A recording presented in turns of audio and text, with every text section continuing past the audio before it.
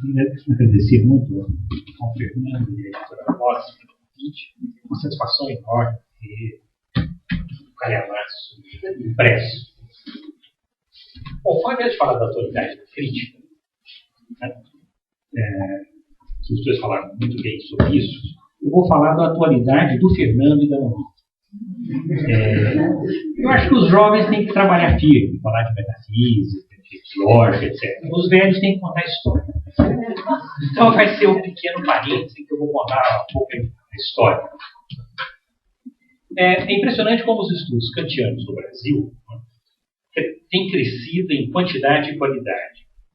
E esse movimento vem mais ou menos de longe. Um evento da maior importância foi a fundação da Sociedade Kant Brasileira. Já havia no Brasil alguns polos de estudos kantianos. E a sociedade serviu para articular esses polos, né, dinamizando-os. No Rio de Janeiro, o Guido Antônio de Almeida e o Ramon Landim tinham o famoso seminário de filosofia da linguagem. Formou gerações aí de, não só de kantianos, mas de analíticos em geral. No Rio Grande do Sul, o Valério Roda e o Christian Hammer, né, foram fundamentais. Não podemos esquecer do Baltazar Barbosa. E entre os vários aspectos das atividades filosóficas, incluía também os estudos kantianos, formando ótimos pesquisadores. E é bom lembrar, né, que a liderança do Baltazar foi fundamental na fundação da sociedade. Às vezes a gente esquece, né, e acha que são os 4 porquinhos que fundaram, mas não foram. O Baltazar foi fundamental na articulação. Inclusive, o primeiro estatuto que empolgou foi ele. Nós tínhamos que arrumar uma maneira, né, de não deixar o baixo clero tomar a sociedade. E já havia uma neurose, né, por causa da SEAF. Bom, mas aí a história está ficando... Vamos contar. A gente pode contar essa história em outro lugar, da SEAF. Né? Então, o Baltazar foi fundamental nessa história. Em Campinas, Hércules Oparic, né, que inclusive foi o primeiro presidente da sociedade. E na USP, o Ricardo Terra continuava tentando, né, seguir a tradição de José Arthur Janotti, Gerard Lepin e Rubens Sois Filho. O que sofreu mais foi ele, é claro. Né? Tinha isso por trás. Né? A Sociedade Kant Brasileira foi fundada por ocasião do primeiro Congresso Kant Brasileiro, que foi em 1988. Vamos dizer, essa consolidação começa lá em 88. A Revista da Sociedade, Estúdia Kantiana, foi fundada durante o segundo Congresso Kant em 97. O primeiro número foi publicado em setembro de 98. Temos que fazer um pequeno parênteses para lembrar que o primeiro número dos gloriosos cadernos de filosofia alemã é de 96. Foi antes da eleição. E não podemos esquecer esse polo de estudos da filosofia alemã. Continuando a historinha, no Congresso da Kant-Gesellschaft, em 2 de Berlim, os brasileiros presentes, liderados por Valério Roda, apresentaram a candidatura do Brasil, USP, como sede para o Congresso de 2005. E foi interessante. Os alemães muito desconfiados quiseram visitar o Brasil. Nós organizamos, em novembro de 2001, um congresso em Itatiaia, cheio de passarinhos, cheio de passarinhos, que foi o Congresso da Sociedade Kant Brasileira. E participaram Bert Döfing, Wolfgang Kahl e o Manfred Baum, né, que eram o presidente, vice-presidente e o chato, né, que era o Kahl, e eles representando a Kant-Gesellschaft.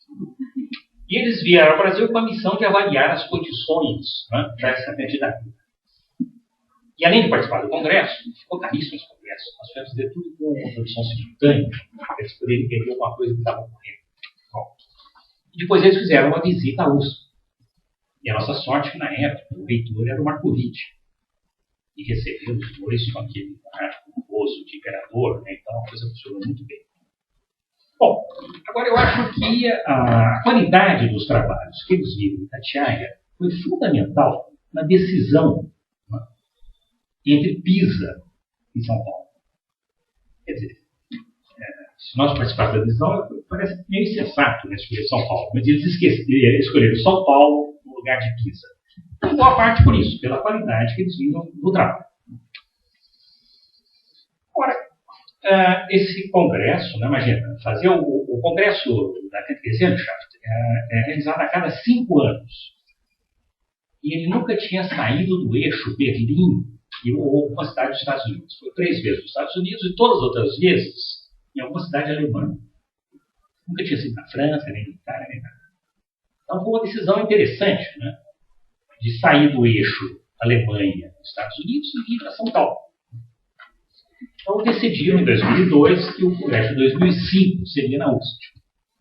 Vários de vocês lembram, né, e até hoje deve ter pesadelos, né? Nós tivemos, talvez deve ter pesadelos até hoje, né? Não só a dupla ali do pesadelo, que ajudou a organizar e todos, né, ajudar a organizar esse congresso. Né? Bom, eu acho que então, esse reconhecimento da pesquisa kantiana realizada no Brasil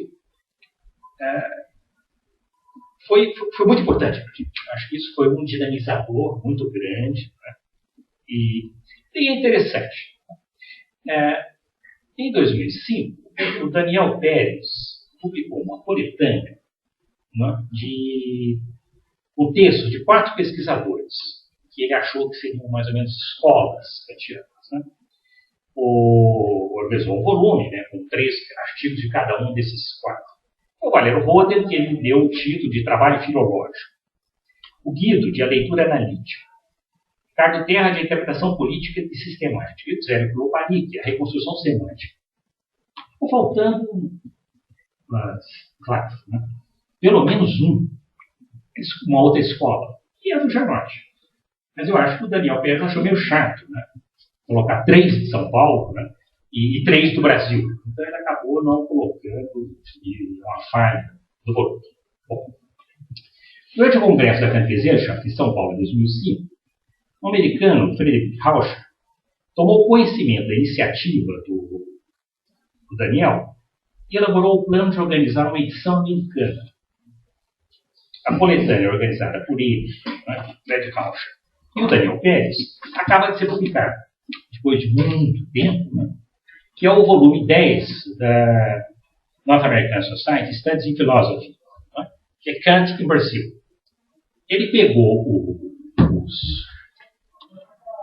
aqueles 4, né, mas acrescentaram mais 12. Né?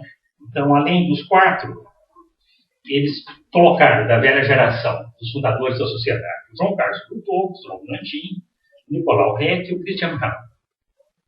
Agora, o interessante do volume é que colocaram a geração seguinte, a boa parte da geração seguinte. Ele tem artigos do Darley Daniel, Júlio Esteves, Daniel Tourinho, Soraya Nur, Maria de Lourdes Borges, Pedro Costa Rego, Pedro Pimenta e Joãozinho Beckenkamp. Agora, como o livro demorou tanto para ficar pronto, eu acho que tem toda uma geração que ficou fora. E é um pouco sobre essa geração que eu gostaria de falar. E a importância dessa geração, que, entre outros, para pegar os de São Paulo, Fernando Marcos, Ramon, Bruno Matai, Maurício Carne, Luciano Potato, Paulo Licht. E uma geração que está surgindo. Cauê Pola, o Diego Osbial, por exemplo. Então, veja, eu estou citando alguns nomes, poderíamos citar muitos outros. Agora, eu achei interessante, né, é que essa geração, né, eu acho que o dia de hoje é um dia importante, né, e o lançamento desse livro, para ver a potencialidade enorme, né, dessa, aspas, terceira geração unida. Terceira geração em relação à sociedade Kant, né? É evidente que tem coisas anteriores à sociedade Kant. Estou pensando nas gerações a partir daí. E aí entra o negócio, vamos agora fazer uma historinha das traduções. Depois combinar as duas histórias, né? A história da organização dos estudos kantianos e estudos de traduções. Eu estou vendo aqui na lista de papel. social, ele está na lista. E o senhor deve ter que olhar mais com calma, que eu devo ter muitos nomes que não estão aqui. Nós não podemos lembrar a importância das traduções publicadas pela Bíblia. O Fernando já fez referências a ela. Eu acho que as traduções da coleção dos pensadores foram muito importantes para a filosofia feita no Brasil. Nesse sentido, o primeiro volume lá do Kant, que era todo fragmentado, que tinha um pedaço de filosofia, alguns pedaços da crítica do juízo, tinha os prolegômenos e a fundamentação. Depois, mais tarde, foi dividido em 2 volumes. A Crítica da Razão Pura inteira, pelo Valério e Bosburger, e um volume com outros textos. Bom, isso foi muito importante para a filosofia brasileira, estudos kantianos, etc. Ora, o Valério continuou. O Valério publicou depois a Crítica da Verdade Julgar, junto com Antônio Marx, e a Crítica da Razão Prática. Agora, a gente não pode esquecer as traduções do Rubens. O Rubens traduziu para os pensadores a primeira introdução. A primeira introdução aqui do juízo, traduziu parcelas da Analítica do Belo e parcelas da Analítica do Sul. Não só, isso sobre Kant, fora as traduções de Fichte, Mavada, etc. Agora, acho que é importante, quando a gente começar, eu não tenho pretensão de fazer isso agora, mas eu acho que aí já esboçam 2 escolas. Nós teríamos talvez 3 escolas de tradução. E eu não sei se o Fernando aceitaria, mas eu colocaria o Fernando na escola do Rubens, em que a língua, o português é fundamental. Tem que primeiro consistir na língua. E é claro, tem que ser bom escritor para isso. O Fernando escreve bem, o Rubens é poeta. Então, eu acho que aí nós podemos começar, talvez, como o Daniel tentou fazer um pouco de escolas de interpretação de Kant, a gente começar a pensar um pouco até em escolas de tradução. Nós temos a escola dos alemães brasileiros, que escrevem uma língua que a gente não sabe qual é. Às vezes as traduções são rigorosas, às vezes não. Então, a única certeza que a gente tem é que não é português. Mas são muito úteis. Isso é absolutamente inegável. E tem uma outra escola, talvez, que é do Guido. Eu não sei definir direito, porque o Guido escreve bem também. Mas eu não sei, nós temos que até discutir, só vou colocar aqui para vocês, qual é a diferença da tradução do tipo Guido da tradução aspas, tipo Rubinho. Há uma diferença. Então, isso é muito interessante. E, nesse sentido, a tradução da lógica do Guido, em 92, foi fundamental. Não só porque, veja, é um tradutor diferente da tradição dos alemães brasileiros, e, por outro lado, a lógica é um verdadeiro dicionário. Então, ele estabeleceu uma série de equivalências em português, ou propôs uma série de equivalências. Bom, então, veja, acho que tínhamos isso. Valério e Guido. Ora, temos um hiato. Nós estamos vendo agora uma nova fase. E essa nova fase é muito interessante. São traduções que se beneficiaram das anteriores, mas são traduções que estão também preocupadas com o trabalho exegético sobre os textos, tanto feitos no Brasil quanto no exterior. E aí, eu acho que merece destaque a tradução dos escritos pré-críticos, que foi publicado na Unesp em 2005, que é um esforço interessante também, e com traduções do Jair Barbosa, Joãozinho Beckenkamp, Luciano Rodato, Paulo Listo e o Vinícius Figueiredo. Então, esse volume foi um marco interessante. E depois, mais recente ainda, a tradução da fundamentação da defesa dos estudos do Guido. E aí, digamos, inclusive em relação ao Guido, a tradução do Guido é muito mais, em certo sentido, mais pensada ainda que da própria lógica. A gente vê o aparato de notas que é impressionante. Então, eu acho que a publicação da fundamentação do livro é um salto interessante, né, num outro rumo aí para a tradução no Brasil. Bom, e hoje, né, nós estamos comemorando o lançamento, né, de uma nova tradução da Crítica da Razão Pura.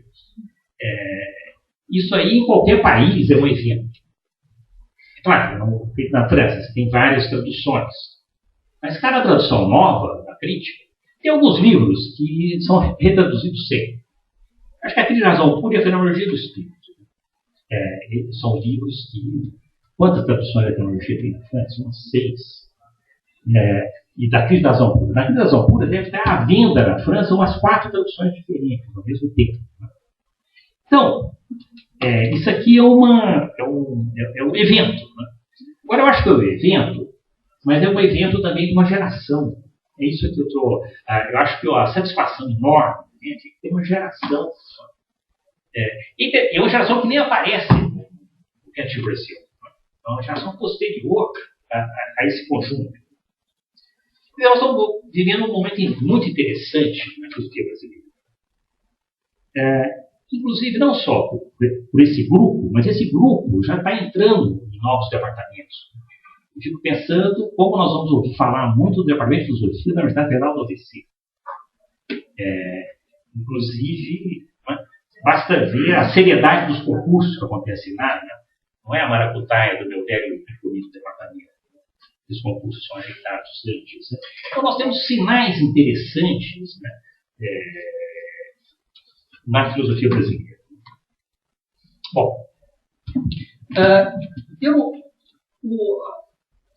a Monique e o próprio Fernando escreveram a tradução, então eu teria que ficar repetindo. Né? Primeiro que é a primeira edição no Brasil que tem as 2 edições. Isso faz uma diferença enorme. Né? Primeiro que a edição é legível. Né? Comemos, a gente vê aquele negócio da Abril, isso é uma tristeza aquilo, né? Que cada página vaza todas as outras. Então a gente lia uma página e lia as seguintes também. Né? Então, não só a qualidade da tradução, mas nós temos um volume que a gente pode trabalhar para valer, sem desmanchar, né? na quinta leitura. Né? Bom, e claro, com essa grande virtude, né? Você tem um esforço de articular precisão e clareza com a qualidade da expressão da língua portuguesa. Nesse sentido, eu volto a dizer, né, eu acho que a escola Rubinho, né, resumido, é algo que é fundamental. Né? A gente poder ter prazer de ler, né, Kant, não só pela ideia, mas também até pela escrita. Eu já nem dizia que ele escrevia bem. Né? O pessoal veja muito bem. De qualquer forma, talvez o Fernando ache também que o Kant escreveu bem. Né? Ou fica no texto dele, né, com clareza. Bom, e outro elemento admirável que eu acho na tradução do Fernando é a proposta que ele faz, né, que eu gostaria de ler, né, na página 8ª, que diz: é claro que, sendo essa a nossa primeira edição, alguma dessas decisões, das decisões de tradução, né, poderão revelar-se não tão boas aos olhos do leitor. E também alguns erros ou imprecisões que nos passaram despercebidos poderão ser por eles notados. Nesse sentido, convidamos a todos que enviam a vozes comentários, críticas e sugestões, de modo que possamos aperfeiçoar o trabalho em edições posteriores. É um tipo de atitude, né, filosófica cooperativa que propõe o diálogo. Inspirou no Guido? Bom, então é uma boa inspiração. Mas eu acho que é isso. Né? A densidade do pensamento e da constituição nossa vai ser pelo diálogo e pelo debate. Bom, antes de terminar, já estou meio cumprido, se eu começar a contar a história, vai ser a noite inteira, né? Mas uma excelente notícia é que outras traduções de Kant estão a caminho e outras planejadas. Uma delas, do próprio Fernando Marcos. que traduziu a Naturrecht Freiheit. Freiheit foi um curso, o Kant deu vários cursos de direito natural, que não foram publicados, mas alguns dos cadernos dos alunos sobreviveram. Então, as tais direções do Kant foram feitas a partir de caderno dos alunos. Do curso de direito natural, só sobrou um caderno. O Gard chamava Freiheit. Então, por isso que é direito natural, Freiheit. Agora, o que eu acho interessante nessa história é o seguinte: a edição desse curso, na edição padrão, que é da academia, tem muitos erros. Acho que o Lehmann, que foi quem fez a edição, não achou muito interessante, não se interessava no direito natural. Então, ele leu o manuscrito e tem uma quantidade enorme de erros. Olha, um alemão, Hinske, e um italiano, estão refazendo a edição a partir do manuscrito. E daí o que é interessante, né? Como eu estou dizendo, como que esse congresso Kant em São Paulo está nos levando a uma internacionalização, o Friedrich Hauscher, que eu já citei, que fez esse Kant no Brasil, ele está traduzindo esse texto na edição das obras completas, todas as obras do Kant para Cambridge. E nós estamos em contato com o Bordone, Gianluca Bordone, que é o italiano que está fazendo junto com o Hinske a edição do texto. E ele nos mandou, então, já o trabalho que ele está fazendo do texto. Então, o Fernando vai, né, corrigir a tradução dele a partir do texto revisto do Kant. O americano vai fazer a mesma coisa. E o Gianluca vai traduzir para o italiano. E nós convencemos um francês e uma espanhola a traduzirem também. E estamos prevendo um colóquio de tradutores desse texto que vai ser feito no Brasil. E depois desse colóquio, nós já programamos um colóquio internacional de análise desse texto, que será também aqui em São Paulo, e o próprio presidente da Kant-Gesellschaft, né, participará do colóquio. Então, veja, eu acho que isso aí, essa rede nossa, né? Ou seja, nós estamos sendo protagonistas, vai ser a primeira análise cooperativa do texto, né? Que foi reeditado na Alemanha, vai ser reeditado na Alemanha, e a análise vai ser feita aqui. Então, não estou dizendo, né? Essa nova geração vai poder dar um salto enorme. A Monique Roosevelt, o Bruno Nadar e o Diego Pospial estão traduzindo para vós a doutrina da virtude, a Tungenlehre. Depois de terem feito a revisão da Herzlehre, né, junto com o Fernando Dali, vamos então publicar. Então veja, como que a nova geração já está também. Nós temos outros tradutores, né, que estão aí.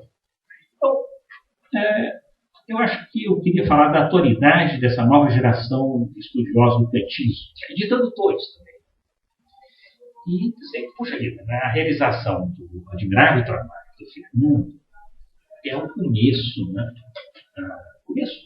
a continuidade, né, de um trabalho enorme que está sendo feito, né, e que vai tomar nos próximos anos. Nós vamos ouvir falar muito ainda dessa nova geração. Eu ia falar agora sobre a atualidade da comunicação pura. Eu já falei tanto que é melhor deixar. Outro dia eu conto mais.